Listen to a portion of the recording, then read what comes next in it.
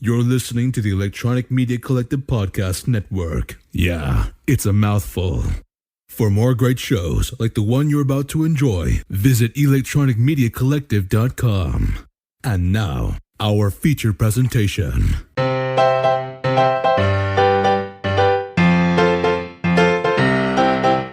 How do you do, buckaroos, and welcome to Comics with My Kids podcast, the official podcast for the comicscornerbox.blogspot.com. I'm your host, Matt, and with me today is... Logan D. Welcome, listeners, to our 6th installment of the summer reading promotion. We are reviewing Monster on the Hill by Rob Harrell and art by Rob Harrell. You got it, Dad. It's clobbering time. Logan, that's a different monster. I don't think that applies to this universe. Okay, fine. How about you give us a breakdown of the Monster on the Hill? So the Monster on the Hill starts off with some people traveling to a distant town, and the town gets attacked by a monster, and they're all surprised and think it looks really cool about what the monster did. Because back at their town, their monster never attacks. Yeah?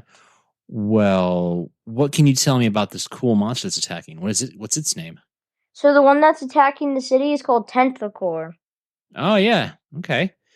And then what's so special about the one that's not attacking the other people's city? He had, according to the book, he had an attack. From when the story first started, he hadn't attacked since... Like 7 years, wasn't it? 536 days. Okay. But then that attack there, later on in the story, he says wasn't really an attack. He just came to get some gum. Yeah. So why is the monster depressed then? We don't really know. He's just always been depressed. Okay. So what happens in the rest of the story then? How do we go from this other town that has the cool tentacle monster to what did they call it? I believe it was Stoker von Avalon. I need you to when you I know talk, his name's Stoker. Yes. All right. So why don't you tell me a little bit more about the story, and please speak into the microphone. This one doctor goes on a mission to help the Monster? The monster, yeah. Now why is he assigned this mission? Because he's lost his lab and his health license, medical license, something like that. Yes, he lost his medical license, and now why does he get the assignment? Who gave him this assignment? The government. Okay. What's funny is as soon as the doctor walks out of the door, the newsboy right there says, "Extra, extra, disgraced doc to fix this town." Monster. Yeah, the news already had it, and he literally just got the job as he was walking out the door.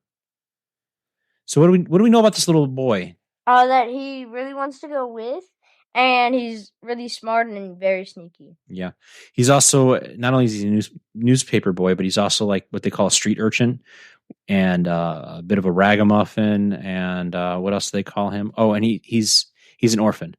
So the little boy kind of wants to go along with the doctor. Does he join up with the doctor? The doctor says no and ditches him.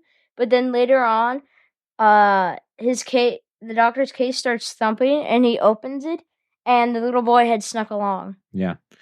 Now, just looking at the story so far, buddy, and kind of the art style, does the art remind you of anything of any particular comic series that you've read before? Hilo. Yeah, it does. It looks a lot like Hilo. There's a lot of Hilo references to this particular story. So the doctor shows up to the monster, and we find the little boy. So what's the doctor planning to do to help the monster? Wait, real quick, I want to see something funny. They hear the thumping from the case, and they open it to see what's inside. And the little boy pops out and says, "Extra, extra, newsboy stows away in Doc's trunk." Yep. Yeah! Now, there's a curious thing. So if he stows away in the trunk, where's all the doctor's implements and tools? I think he threw him out. Yeah, he kind of ditched him out. So the poor doctor has no tools to help examine the monster. So what's the doctor's idea of how to fix the monster? To drill a hole in the monster's head and let demons out. What? What kind of archaic thing is that? What should they do? I don't know, but the weird thing is, he said that it's worked for many other patients. Yeah, well, again, this is set in the 1800s, so their medical practice wasn't as sophisticated as is now. I mean, come on, brain surgery was drilling a hole in your head. Mm-hmm. So, what does the little boy suggest, though? He suggests getting help from other monsters. Yeah. So now, why didn't the monster just eat them when they showed up? Because he's so depressed and doesn't really care about anything. Gotcha. But he's able to talk to the people because apparently monsters speak English. Yep. So then, what happens after they meet the monster and they decide that they're going to try to help him? What does the monster do? They take them to his friend called Noodles. Okay, and who's Noodles? Tentacular. Oh, okay. So what does he do there? There he talks to Tentacular and hangs out with him for a bit and catches up. And then he realized, since he left his town unguarded, a thing called a merc sensed it. Yeah. And so the merc was going to go attack the village. Okay. So what is the merc another monster? What's the whole thing behind the merc? It's not a monster. It's worse. It attacks towns where monsters defend it. Okay. So what happens next when they discover that, oh, hey, they left the town undefended? What do they do? Then it's been quite a few days because they had already made it to Tentacular's place and stayed there for a long time. And then that's when they head there and it's been destroyed. But what do you mean head there? They head back to the town that the merc was attacking. Okay. And the Tentacular has somebody else to protect his town while he was away. Okay. So sorry, you kind of hopped around a little bit. So who's going back to Stoker Von Avalon? Stoker came with. No, Stoker's the name of the town. Oh. Then they all started heading to Stoker, and then the little boy had eaten a mushroom and got turned into a mushroom. Okay. So Tentacular went on without them while they cured the little boy. Okay. And then the merc is at the town. He wreaks havoc to the town, and then Tentacular shows up. So then what happens with the merc and Tentacular? We don't know, but then a bird comes by and tells the other guys that Tentacular has lost the battle, and you can only imagine the worst. Oh, okay. And so then they all think he's dead. Gotcha. But then they keep moving on, and they go. Then they go back and they fight him. Okay. Well, just to kind of make it easier to follow along. So the monster from the town the monster's been depressed. What's its name? I don't know. Rayburn. Rayburn. Yes, Rayburn. So Rayburn decides that he needs to. Well, he finds out that Tentacular died, or he was told that Tentacular died, and then he kind of gets depressed again, but then he realizes that he needs to fight the merc. So he has this rejuvenated energy, and he's ready to go back and battle. So in order to fight the merc, what does he do? I don't want to say because that would spoil it. Oh, okay. Good point. You don't really want to spoil the ending. So, and I remind you guys, Rayburn is in no condition to fight the merc. Okay. And then but then we'll save the rest for later. Okay. So briefly, buddy, what did you think of the overall story? What did you think of the overall story? I thought it was cool. Can you kind of describe what you thought was cool about it? I can't really describe what I thought was cool because I liked the entire thing. Okay. Well, I gotta say, what I really liked about it is the fact that it's a fun story that helps show readers that no matter how depressed you are, there's always a way to turn it around, make yourself feel better. Whether it's helping out, getting help from a friend or a doctor, and just making friends and not getting shut into someplace actually really helps turn around your whole feeling on life. And it's definitely neat how he develops this friendship with these humans when throughout the entire book, you learn that humans are afraid of the monsters, when really the monsters are there to protect the cities. Humans aren't afraid of the monsters. What do you mean humans aren't afraid of the monsters? I mean, whenever the monster attacks, they're happy because they know that if a monster attacks and destroys their village, they're like, wow, our monster can do that. That means if a merc attacks, it could probably beat it. True. But weren't they also making money off of the damage done in the town? Yeah, they were selling the rubble. Yeah, they sold the rubble as souvenirs and stuff. I think it was kind of a neat idea that, oh, hey, here's this monster comes into town, wrecks a few things, and then people sell it. Oh, look, a souvenir from a beam from this building that was wrecked by Tentacular. So, all right, buddy. Well, is there any other things you want to point out about this cool book? No. Okay. Well, then I guess it's time for our rating score. So, buy, borrow, or bust. Where would you put The Monster on the Hill? I'd say borrow. It's a really good book.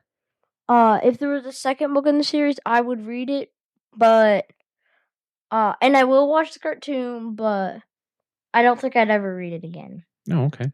Yes, that is one thing we should point out, is that this was made into a cartoon called Rumble. I believe the storyline's a little bit different, but we do see the characters of Rayburn and Tentacular. Wasn't the book based off of Rumble? No, I want to say the book came first, and then they made it into a cartoon.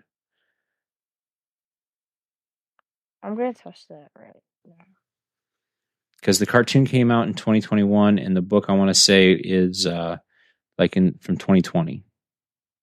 It says, the graphic novel inspired from the theoretical film Rumble. Theatrical? Theatrical. Okay. So it says, the graphic novel that inspired the theatrical... Oh, it inspired Rumble. Yes. So the book came first, and then they made the cartoon. Okay. 99.9% of the time, buddy, that's usually what happens. Except for things like Teen Titans Go. Although, technically, Teen Titans did come out before... Came out before... No, the cartoon started first, and then they came out with Teen Titans Go cartoon. But then there was originally the comic book called Teen Titans, which inspired Teen Titans Go. But that's going down... And then that inspired Teen Titans. No, Teen Titans inspired Teen Titans Go. Well, no, there's actually a TV series called Teen Titans. Yes, but the comic book Teen Titans, and we're going off on a completely different tangent. Either way, there's a cartoon movie out there called Rumble. I believe you can watch it on Paramount Plus. Maybe we could watch Rumble tonight. Maybe. All right. Well, you said borrow. I'm going to actually say buy. I think it was a really cool book. Definitely in the same art style as Hilo. A lot of the same similar joke stylings as well. I read it and I couldn't put it down. The reason I put it down was because my eyes got so heavy because I was tired and it was late at night. But I think it was a really good read. I think a lot of kids of any age would enjoy reading this book. Definitely in the buy category for me. And if you get it on Hoopla, make sure you get the version with the epilogue. Yeah. Because there's 2 versions out there. Yep. All right, Logan. Well, I don't think there's anything else we want to add for this book and this edition of our comics reading program, or the SRP. You ready to wrap this up? Yep. All right. Well, folks, thanks for listening to this episode of Comics with My Kids podcast. Check out more episodes at thecomicscornerbox.blogspot.com. Leave us a rating or review at Apple Podcasts, Stitcher, or Podchaser. Follow us on Twitter for all our episode posts and news at Comics with Kids. Also, check out our Facebook page, Comics with My Kids. And finally, you can email the show at comicswithmykidspodcast@gmail.com, and we'll put your name in a drawing for free comics. We hope you enjoyed this episode of our summer reading promotion. Check out our website for a full list of the summer's books. Tune in next week for our next book, Cat Kid Comic Club Book 2. And send us your opinions of the book 2. Hey, wait. Why book 2? Because we skipped around a bit and I want to know what happens in book 2 that I missed between 1 and 3. Okay, yeesh. Well, listeners, come back next week for Cat Kid Comic Club Book 2. And you can click on the voice message link on our website post, or send us an audio clip and we'll play it on the show. Thank you and have a good night. Have we gotten any audio clips? No, not yet. I'm kind of hoping we might get something sometime soon from somebody, anywhere. I'll take a message in a bottle. Yeah, but that one arrives in time. They'd have to send it when we started our podcast.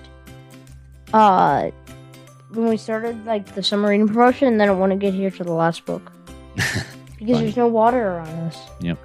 All right. Well, that's it. Thank you, buddy, and good night.